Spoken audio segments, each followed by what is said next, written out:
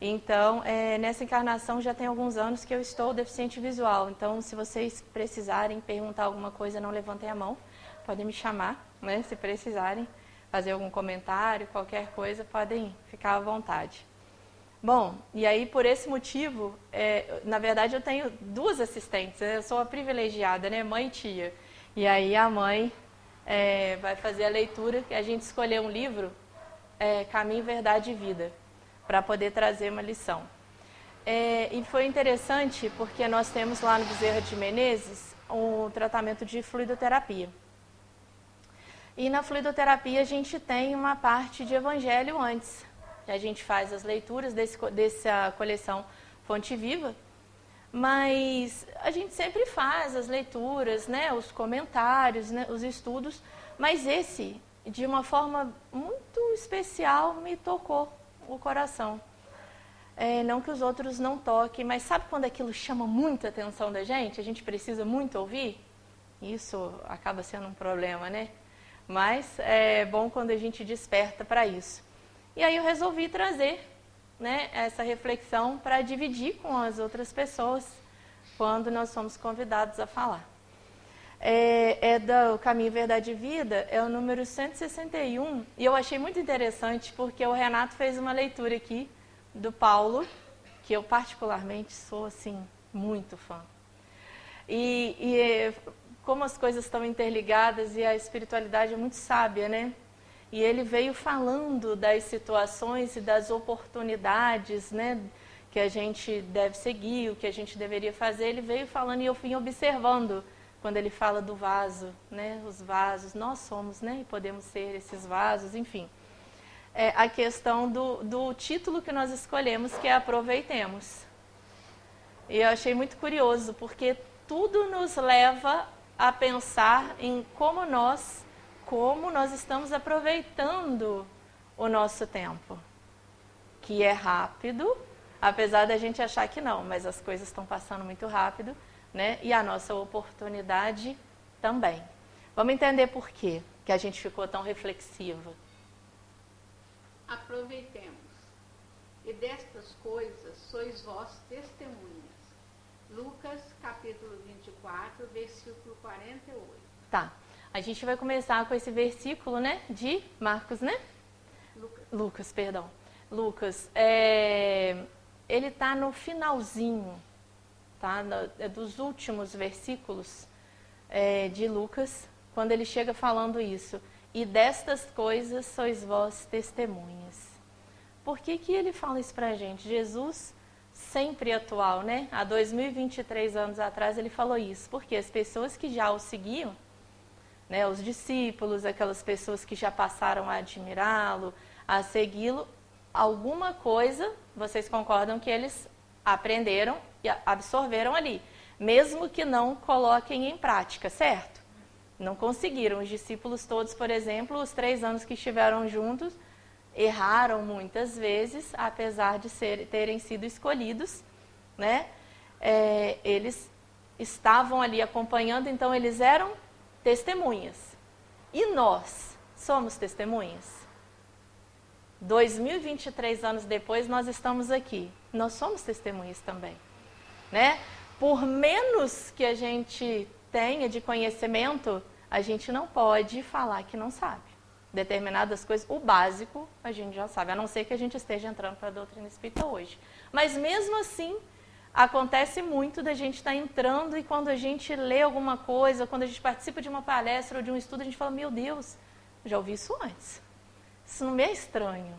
Aconteceu isso com vários espíritos. Bezerra de Menezes, quando pegou o livro dos espíritos, ele não era espírita. E ele olhou e falou, conheço isso. Gostei disso. Né? Então, isso acontece com a gente. Então, nós somos testemunhas e Jesus já falava isso, continua falando. O Emmanuel trouxe isso para nós. Para nós termos a certeza do tesouro que nós temos nas mãos, né? Do conhecimento que nós temos. Um livro pequeno, relativamente, materialmente, né? Fisicamente falando, é pequeno. Os livros da codificação são pequenos. Você pega um livro, ele é pequeno. Mas ele é de um conteúdo que não tem preço, né? O conteúdo dele é um tesouro. Nós temos tesouros nas mãos. E aí a gente gosta de citar Paulo antes de começar, por isso que eu fiquei muito feliz com a leitura do Renato, quando ele fala de Paulo, né? Porque ele é muito profundo, muito intenso, muito fiel naquilo, muito convicto de tudo que ele falava e vivia. Então, a minha admiração é assim, extrema. E aí tem um relato muito interessante dele com Bartolomeu. Eles estavam caminhando, né, as histórias dele. Como andou Paulo, né, gente? Como andou? 12.800 quilômetros ele percorreu. Pensa nisso. Não tinha Uber, não tinha nada, né? Já pensou? A gente reclama hoje em dia com todas as facilidades. E aí, numa dessas caminhadas pelo deserto, eles resolveram descansar. Para descansar, eles pararam numa caverna. Usava muito isso, pararem nas cavernas, para comer, dormir, enfim. E aí eles estavam conversando, enquanto eles descansavam, sobre o tesouro que eles tinham nas mãos. E o que eram os tesouros? Os pergaminhos, né? O conhecimento que eles tinham do Cristo. E Paulo não o conheceu pessoalmente, lembra? Quando Paulo caiu na estrada ali de Damasco, de joelho e tal, Jesus apareceu, né, em espírito. Então, tá aí mais uma responsabilidade para nós. E aí, ele estava lá falando do príncipe dos príncipes, do tesouro, que é o evangelho do Cristo e tal. E pasmem, naquela época já tinha ladrão. Vocês acreditam nisso? Que naquela época já tinham ladrões? E os ladrões, eles estavam passando por ali e ouviram. Opa, ligaram a antena, tesouro, príncipe. Entraram, renderam os dois e falaram, bom, a gente ouviu falar aí de um príncipe, de tesouro. Aí eles falaram perfeitamente, ouviram certo. A gente está falando de um príncipe e de um tesouro, sim. E onde que está? Cadê o príncipe e cadê o tesouro? Aí eles apontaram para os pergaminhos, né? E falaram, o caminho para esse tesouro está aqui. E entregaram para eles. Aí levaram o pão, as poucas coisas que eles tinham, eles levaram. E aí, quando eles foram embora, Bartolomeu ficou muito sentido. Olhou para o Paulo e falou assim, mestre, eu não estou triste pelo que a gente perdeu material. Não foi pelo pão, não foi pela água, não foi pela roupa. E aí, se fôssemos nós, a gente ia ficar desesperado, né? No deserto, sem água, meu Deus do céu. Sem comida. Difícil, né? Pra gente. E aí, sem as roupas e tal. Ele não ligou para nada disso. Ele falou, o que me doeu foram eles levarem os ensinamentos do Cristo, os pergaminhos, o nosso tesouro. Aí Paulo vem dentro da túnica, do lado assim do coração, né? Do lado esquerdo, e tira o pergaminho e fala assim, mas eu tenho esse. Esse é muito caro ao meu coração e eu trago ele aqui justamente por isso, porque eu ganhei especialmente de Pedro. Né? Porque foi do Estevão. Tinha sido de Estevão. Olha só que bacana. Para quem não conhece Paulo e Estevão, vale a pena. Então, a gente conta sempre essa história para poder relatar quando Jesus fala assim, e destas coisas sois vós testemunhas, para a gente ter ideia, para a gente começar a mensurar o tesouro que nós temos nas mãos. E aí é muito interessante quando a gente fala de aproveitamento. E eu já começo perguntando para nós, porque é uma pergunta que eu faço para mim sempre, todas as vezes que eu vou falar, todas as vezes que eu me pego, né, em determinadas situações, eu falo, meu Deus, como eu tenho aproveitado o meu tempo, os meus dias, os anos, essa minha encarnação. Olha a responsabilidade que nós temos. Ah, mas eu não sou espírita de criança. Não tem problema, sua responsabilidade também é a mesma. Né? Conhecimento a gente já tem. E desde uma vez que a gente tem, nós somos responsáveis. Né? Então vamos lá. O porque se deixar, a gente vai falando e não entra no assunto. Jesus sempre aproveitou o mínimo para produzir o máximo. Jesus sempre aproveitou o mínimo para produzir o máximo. A gente sempre quer aproveitar o máximo para produzir o mínimo. Já repararam como é que a gente anda na contramão? Ai, eu estou precisando de férias. Aí quando a gente volta das férias, a gente fala, nossa, mas já estou precisando de outras férias, férias das férias. Não é assim? A gente sempre reclama, aí a gente já acha que trabalhou muito, que fez muito, que doa muito do tempo. Tudo a gente acha que fez muito. E se a gente parar para olhar, é mínimo, perto do que Jesus fez, perto do que a espiritualidade faz. Poxa, Amanda, mas você está comparando a gente com os espíritos superiores? Se a gente não começar, né, a tentar ter um pouco mais de compromisso, de responsabilidade, a gente vai estar sempre na nossa zona de conforto, né? A gente vai estar sempre achando que está fazendo muito, que está produzindo muito, né? Então a gente precisa ter essa consciência e olhar quanto tempo a gente conhece a história de Jesus, o quanto ele produziu, história para milênios, né? O Emmanuel vai falar isso aqui. Ele começa já chamando a nossa atenção, que Jesus produzia muito, sempre pegava as mínimas oportunidades para produzir muito e deixar os ensinamentos para nós. E a quantas coisas a gente perde e deixa passar, né? Vamos lá. Com 3 anos de apostolado, acendeu luzes para milênios. Para milênios. Em 3 anos, quantas parábolas? Quantos ensinamentos? Quantas coisas maravilhosas, né? O que a gente pode tirar disso tudo? E aí a gente lembra do Emmanuel, né? Perguntaram para ele como é que ele faz para dar conta de tanta coisa. Pensa como o Emmanuel trabalha, gente. A gente acha que trabalha muito. Quantos livros ele ajudou o Chico? Será que ele também trabalhava só com o Chico? Com certeza não, né? Trabalham muito. E aí perguntaram, Emmanuel, como é que você faz, né, para produzir tanto? Aí ele, sutilmente, sucinto, ele virou e falou assim, meu filho, simplesmente eu aproveito os minutos. Só isso. E aí eu fico pensando, quantas horas no dia a gente perde? Quantos minutos a gente perde, quantas horas a gente perde, e a gente poderia estar produzindo uma coisa boa, aproveitando o que a gente tem nas mãos. E aí eu pensei mais ainda, quando eu fiz esse estudo, a primeira coisa que eu lembrei foi da pandemia. 3 anos. 3 anos Jesus vivenciou intensamente o Evangelho. A gente teve 3 anos praticamente de pandemia. O que a gente produziu? O quanto a gente produziu? Ah, Amanda, eu produzi. Ótimo. Mas será que realmente a gente produziu tudo o que a gente poderia? Será que a gente saiu melhor?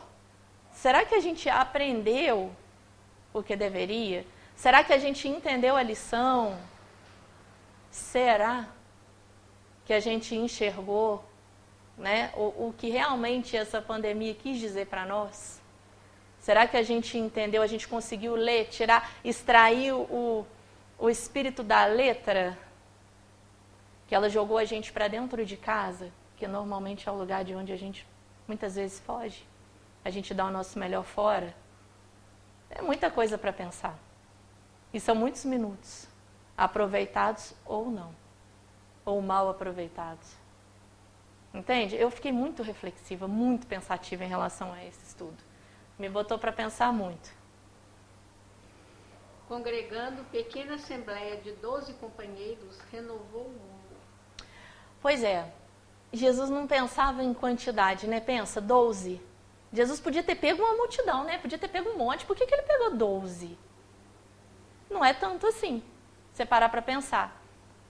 E aí, ele pegou 12 homens, ele pegou o quê? Os mais importantes e mais ricos que tinham? Não, ele pegou os mais simples, mas os que tinham mais puro o coração. Um terreno fértil para poder plantar ali. As sementes, lembra da parábola do semeador? Né? Ele saiu a semear. Quem colhe? Quem cultiva? Ele viu onde tinha ali disponibilidade para ele trabalhar. Aí era cobrador de impostos, era pescador, né? Ele pegou homens simples. E aí, o que a gente faz, né? Se a gente tivesse que escolher, quem que a gente saía escolhendo? Nem vamos comentar, né? Mas a gente, com certeza, não ia sair pegando homens tão simples. Então, as melhores coisas, as oportunidades, elas estão na simplicidade, né? A gente não precisa buscar coisas que são muito grandes, que são grandes aos olhos. A gente precisa tentar buscar a essência. Normalmente, o que os olhos da gente não conseguem ver, né? Com uma pregação na montanha, inspirou milhões de almas para a vida eterna. Diz o Gandhi que se tudo se perdesse, se todos os livros, se tudo se perdesse e ficasse só o Sermão da Montanha, a gente ainda teria um tesouro, a gente ainda teria tudo.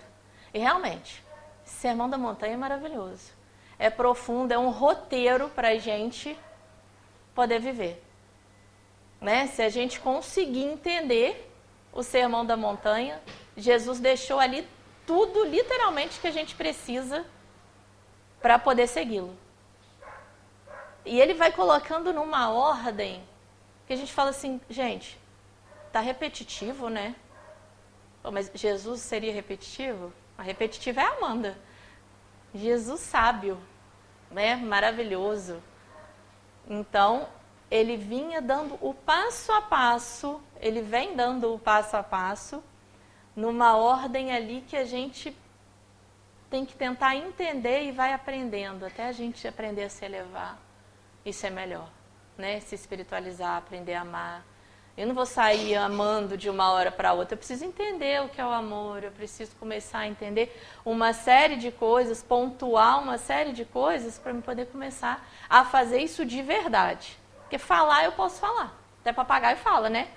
Agora, sentir e viver isso, compreender, é que é a nossa tarefa.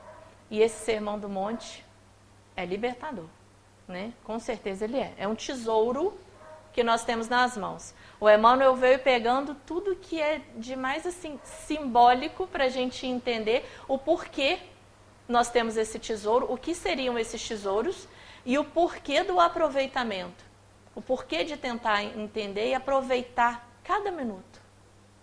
Até porque a gente não sabe daqui a 1 minuto, né? Eu perguntei para o Renato, quantos minutos? 50.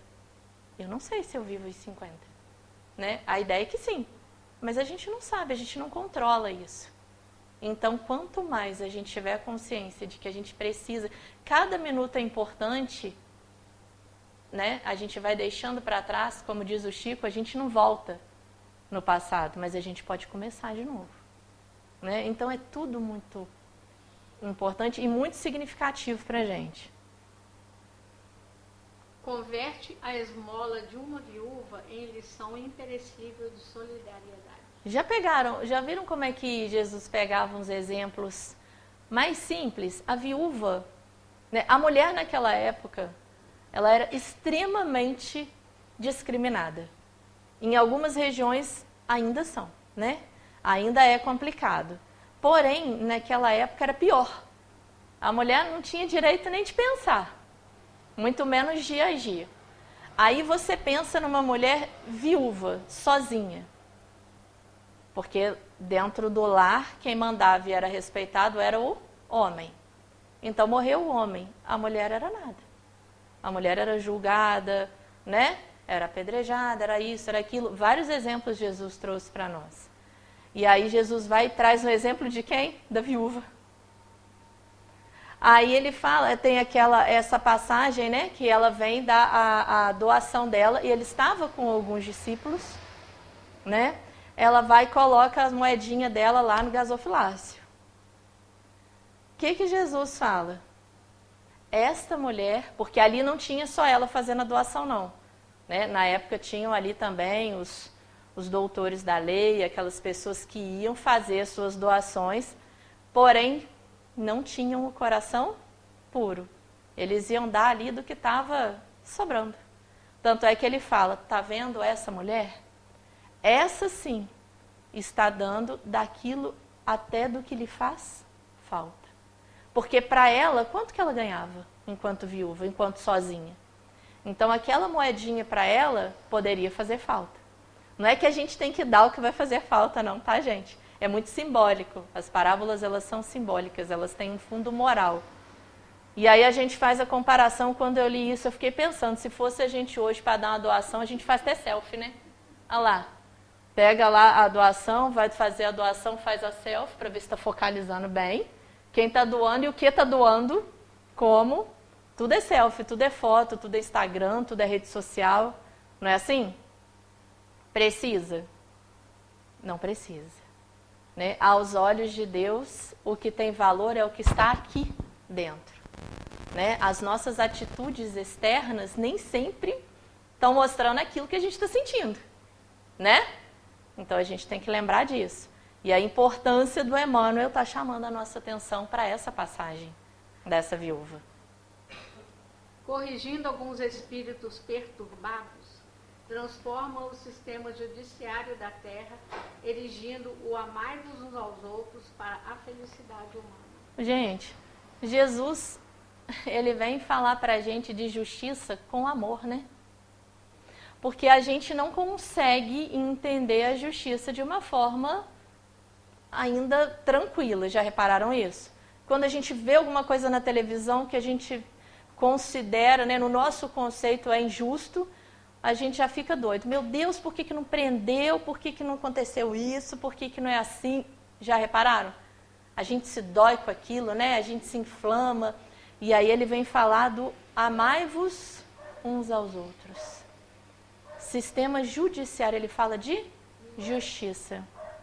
Mas qual justiça? A nossa justiça? Ele fala para a gente amar uns aos outros. A gente consegue, é fácil para nós ainda, dentro de toda a nossa imperfeição, amar todo mundo? É complicado, né? Aí a gente vai lembrar, né, lá da guerra da Rússia com a Ucrânia, né, de Israel com a Palestina, temas polêmicos, né, gente? Não vou entrar nesse mérito de política, não vou entrar em quem está certo e quem está errado, eu só quero perguntar uma coisa. Quem não é nosso irmão ali? Tem algum que não seja nosso irmão? Ou seja menos nosso irmão porque está errado, ou porque é ruim, ou porque se deixou levar pelas más tendências, por influências espirituais, seja por que motivo for? Tem algum ali que não é nosso irmão? Não. O Putin é menos meu irmão? Não. É isso. É esse o amai-vos uns aos outros. Enxergar em meio a toda dificuldade, todas as coisas ruins que eles conseguem fazer, que a gente considera assim, meu Deus, isso é inadmissível. Eu não consigo fazer isso. Que absurdo. Mas são nossos irmãos. Como será que Jesus agiria? Será que ele ia julgar, ia falar, vai um para cá ser fuzilado, vai outro para cá ser isso, ser acontecer isso? Assim? A gente não viu Jesus fazer isso. A gente não vê um Bezerra de Menezes fazer isso. A gente não imagina o Dom Pedro II fazendo isso, dando esse tipo de conselho.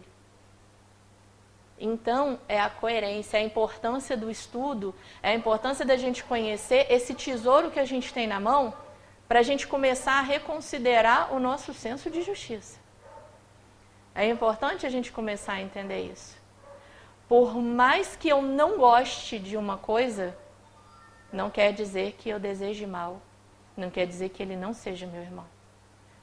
Principalmente, precisa das nossas preces, da nossa compaixão, da misericórdia, da gente enxergar com o coração a miséria do outro, seja ela física ou seja ela espiritual, seja ela material ou espiritual. Isso é misericórdia. É agir com o coração diante da miséria do outro, seja ela qual for. Difícil, né, gente? Perdoar aquilo que a gente entende que é imperdoável é difícil, mas é a nossa tarefa. A gente não está encarnado à toa. A gente não caiu dentro do Centro Espírita Dom Pedro de paraquedas. A gente não está por aqui a passeio. ao acaso. Não existe o acaso. Então nós temos uma responsabilidade, né? A gente entende que agora são tempos importantíssimos, são cruciais para a gente, decisivos para a gente, para as nossas encarnações futuras. Então o nosso senso de consciência, o nosso despertamento, ele tem que acontecer. A gente tem que buscar. A gente tem que eleger prioridades. Não tem jeito. Não dá para ser mais ou menos. Não dá. Não, Amanda, você é muito radical. Né? Não. Se a gente se acomodar, a gente não avança. De 5 pães e 2 peixes, retira o alimento para milhares de famintos. Essa parábola da multiplicação dos pães e dos peixes, ela é linda. Todas são, né? Mas a gente poderia falar tanto de várias formas, de várias coisas, mas aqui a gente vai pegar o quê? Já que ele está falando do tesouro, que são os ensinamentos de Jesus, nós vamos colocar aqui esses pães e esses peixes que Jesus multiplicou. Em quantos corações foram multiplicados o Evangelho do Cristo? Ele começou com 12. Esses 12 foram espalhando, foram multiplicando. Para quantos corações Paulo multiplicou? Quantos pães? Qual o significado dos pães e dos peixes na Bíblia? A simbologia é do alimento, são de coisas boas. Você vai procurar a simbologia dos pães, dos peixes, alimento. Mas qual alimento? Principalmente o do espírito. A gente precisa do alimento do corpo, mas a gente precisa muito mais. Vocês já repararam que normalmente, pelo menos eu acho, né? Quando a gente está aqui, quando a gente está no estudo, quando a gente está envolvido, está entregue, a gente nem sente fome. Já repararam? Tudo bem, quando acaba, passa 2 minutos, a barriga da gente pode estar roncando. Mas enquanto a gente está entregue, você não sente. A gente pode estar sentindo as dores que normalmente a gente carrega, né? Principalmente depois quando a gente passa dos 40, a gente vai carregando um monte de probleminha, né? É dor aqui, é dor ali, uns problemas de junta, enfim. Mas quando a gente está trabalhando, a gente não sente. Ou a gente sente antes ou a gente sente depois. Repara isso. É impressionante.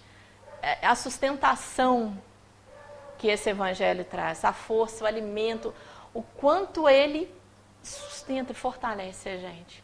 Fora os espíritos que estão aqui assistindo a gente, envolvendo, né? Isso aí não tem preço. Da ação de um Zaqueu bem intencionado, traça programa edificante para os mordomos da fortuna material. Vamos falar de Zaqueu, gente. Eu amo. Porque depois a gente sabe que ele veio a ser o Bezerra de Menezes, né? Mas ele era um cobrador de impostos.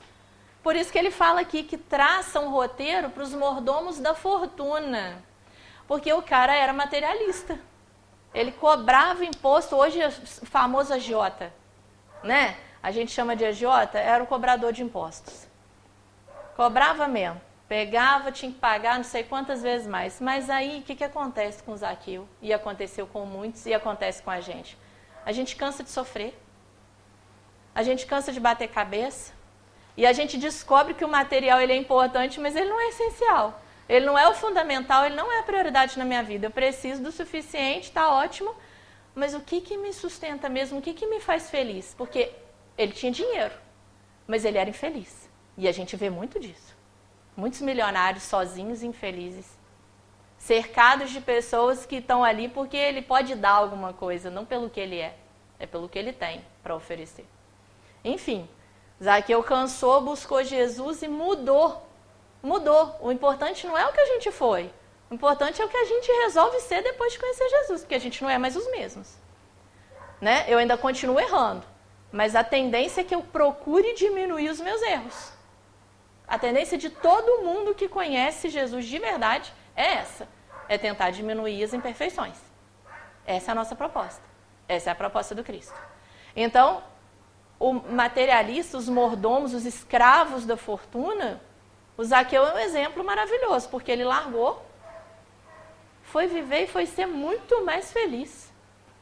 Né? Ele se entregou muito mais. E aí, eu acho muito bacana que a gente vai conhecer que na doutrina espírita, quando a gente conhece Jesus, ele tem uma matemática tão especial. O Cristo é tão especial quando ele vem ensinar o amor para a gente, que quando a gente está na escola, a gente a gente conhece as divisões normais, né? É somar, dividir, multiplicar, não é assim? E aí, quando a gente vai conhecer o Evangelho, a gente entende que quem divide, ou seja, quanto mais eu dou, mais eu recebo. Quem divide, multiplica. Vocês já viram isso na matemática comum? Não existe. Na matemática do homem, não existe essa matemática. Quando você divide, aquilo diminui.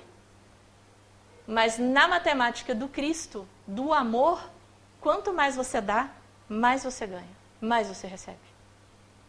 É impressionante. Da atitude de um fariseu orgulhoso, extrai a verdade que confunde os crentes menos sinceros. Os fariseus, eles adoravam colocar Jesus, né, em situações difíceis, porém, muitos admiravam o Cristo, mas não podiam falar, né, porque seria um horror para eles, que eram ali homens sábios, conhecedores da lei e tal. A gente vê isso nas histórias. Muitos admiravam, né? E muitos tinham raiva porque eles não conseguiam. Eles chegavam, queriam colocar Jesus numa situação difícil. Inclusive, se a gente quiser, porque não vai dar tempo, mas a gente pega aí a parábola do bom samaritano, tinha um fariseu perguntando ali, um doutor da lei conversando com Jesus, querendo perguntar as coisas, colocar ele numa situação difícil. Mas Jesus, do alto da sua sabedoria, ele vai e conta a parábola do bom samaritano. E aí no final ele pergunta, quem era o próximo? Ou seja, ele deixava eles confusos. Eles ficavam assim, como é que eu pego ele? Não consigo.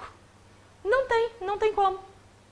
Né? Ele tem resposta para tudo e são respostas coerentes, são respostas que fazem sentido, são respostas que libertam a gente, né? Das crenças, da ignorância, de tudo. É fantástico. É porque se a gente for pegar mesmo, a gente empolga, né? Então, curando alguns doentes, institui a medicina espiritual para todos os centros da Terra. A gente precisa, né, de tantos, a gente precisa dos médicos, se eles já existem, são para serem procurados. Mas paralelo a isso, a nossa crença liberta. Né? Jesus, quando ele fala, conhece-te a ti mesmo, né? Quando ele fala, vai, não tornes a errar, quando a gente fala na salvação, nas curas, elas dependem muito de nós. Para não falar que muito, muito, muito da gente. Né? A espiritualidade, ela atua em cima daquilo que ela vê que tem potencial. Se a gente está ali, entregue, você pega a cura do Bartimeu, do cego Bartimeu, ele estava ali sentado, ele estava à margem, à beira do caminho. Muitas vezes, como a gente fica cego do espírito e sentado à beira do caminho, a gente tem vontade de seguir, tem o conhecimento e tal, até conhece alguma coisa, mas a gente não tem aquela alavanca que o Leon Denis fala, que é a vontade. Né? A gente não se coloca em movimento. Mas aí o Bartimeu vai e se coloca, ele rompe a multidão, que são as multidões de problemas, de tudo que nós temos na nossa vida para a gente poder buscar Jesus, porque quando a gente quer buscar Jesus acontece tudo. É difícil para a gente buscar, né? Se fosse fácil, todo mundo seria espírita, todo mundo seria cristão, seria uma maravilha, né? Mas não é fácil, né? Seguir o Cristo requer renúncia, requer várias coisas. Mas se a gente consegue romper, e aí é isso que ele institui, essa medicina, né, do Espírito. Ele mostra pra gente que nós somos capazes. Quantas curas ele fez? Leproso, ele, na Bíblia fala aleijados, né, os paralíticos, os cegos. Mas nem todos, a gente vai olhar nas histórias, nem todos permaneceram curados, porque depende disso aqui, ó. Tanto é que ele fala, vai lá, ó, mas não erra de novo não. Que é igual a gente vem no centro, estuda, toma passe, toma água e tal, aí volta e faz tudo errado de novo. Aí o que acontece? Começa a acontecer as coisas tudo de novo. Aí a gente volta para o centro de novo, a gente volta para a igreja de novo, a gente vai buscando Deus até a gente entender que tudo depende da nossa conduta, do nosso pensamento, do nosso entendimento e da nossa postura diante da vida, né? Essas mudanças. Então, ele promoveu ali realmente as curas. Não milagres, tá, gente? Que milagre não existe. Mas as curas.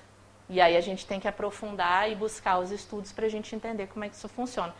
Depende muito da gente. Faz de um grão de mostarda maravilhoso símbolo do reino de Deus. Se fosse a gente, pegava como um símbolo um Empire State, umas torres gêmeas, uma coisa grandiosa, ia procurar saber depois das torres que caíram quais seriam as maiores. A gente sempre procura coisas materiais grandes, né? Que sirvam ali de exemplo, que as pessoas reconheçam. Aí vai Jesus e pega o menor grão que existe, que é o de mostarda, e fala assim, ó, se você tiver uma fé do tamanho disso aqui, você consegue fazer essa montanha se transpor, ou seja, os problemas, né? Você consegue romper barreiras, você consegue se superar, você consegue se curar espiritualmente, você consegue avançar, né? Porque a fé, ela é confiança, né? Eu preciso confiar, eu preciso estabelecer uma ponte ali segura, uma conexão segura com Deus. Eu preciso ter plena convicção naquilo que eu estou lendo. Eu preciso acreditar nisso aqui. Ó. Eu não posso virar para vocês e falar de uma coisa que eu não acredito.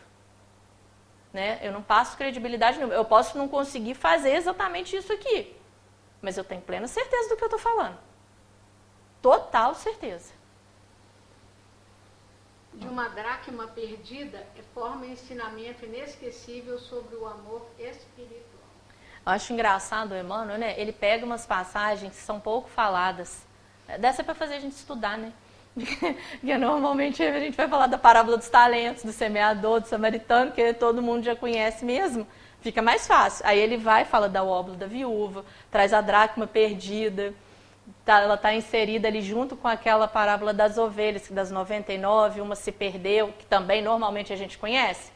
Ele podia ter trazido aquela, né? Que a simbologia é a mesma, mas ele trouxe a dracma.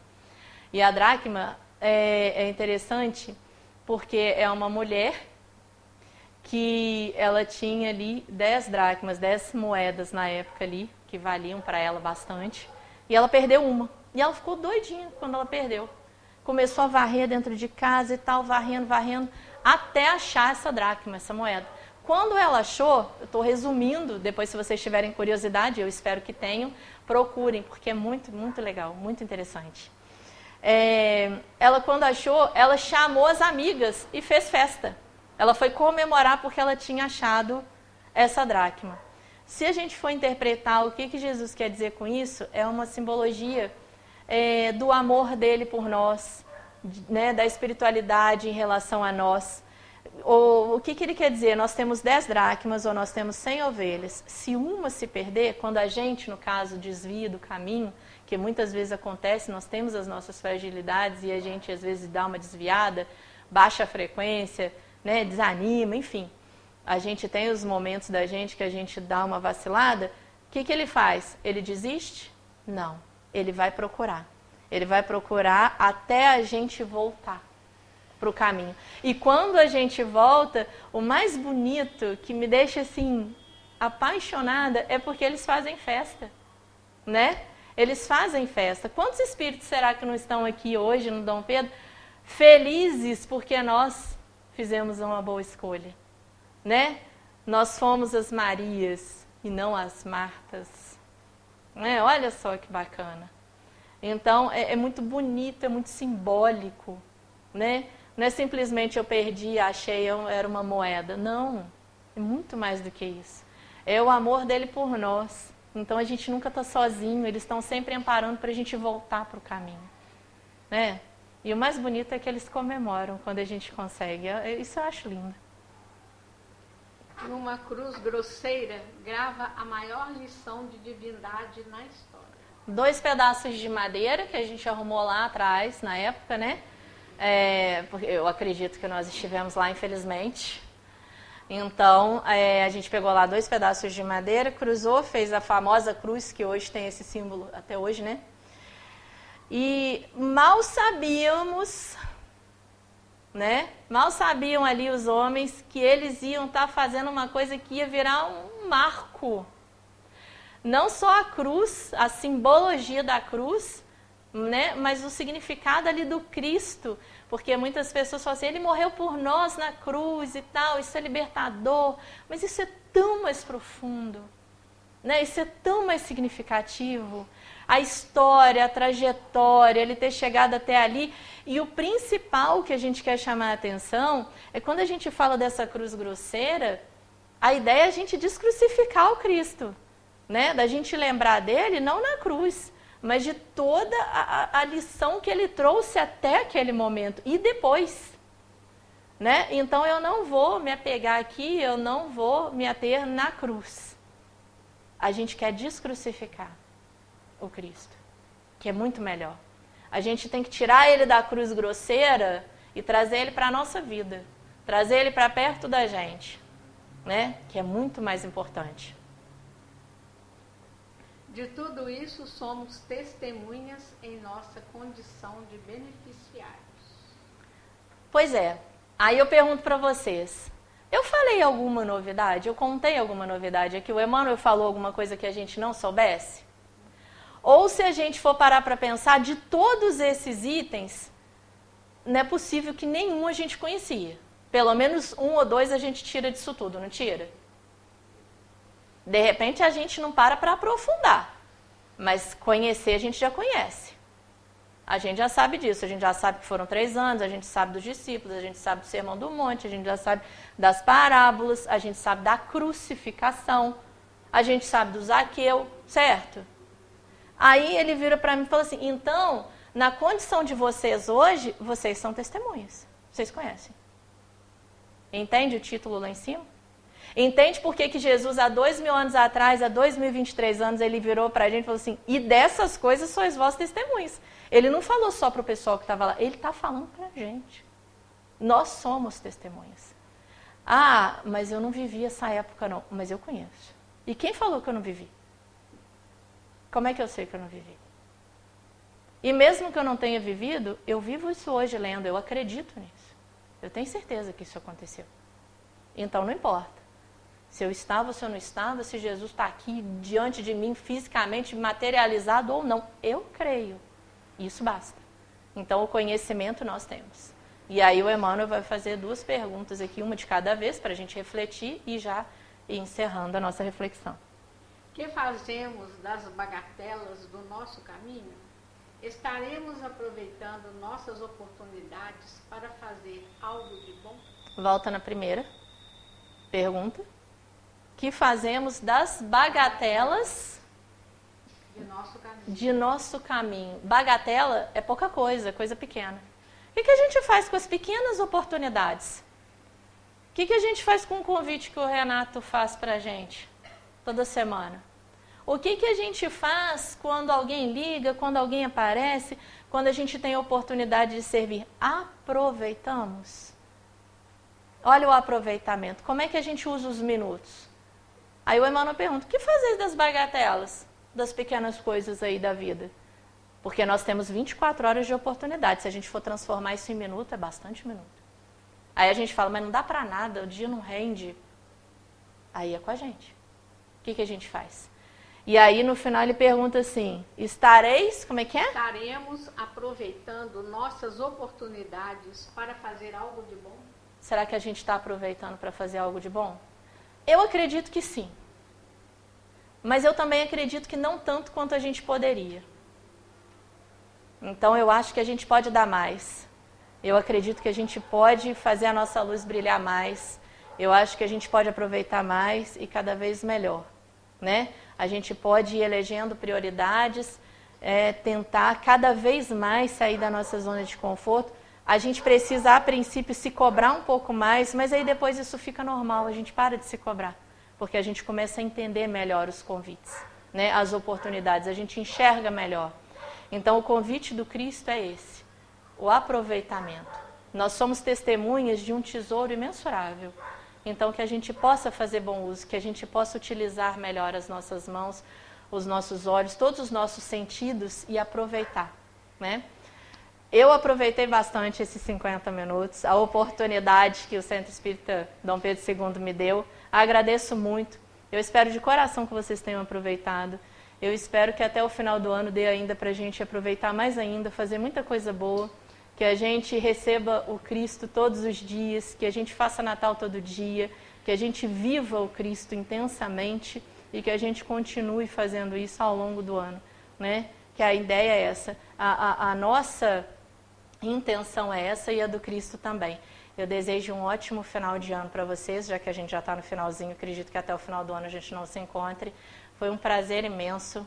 Um beijo muito carinhoso para vocês, que o Cristo renasça, né, todos os dias. Muito obrigada, que Jesus nos envolva os corações hoje e sempre.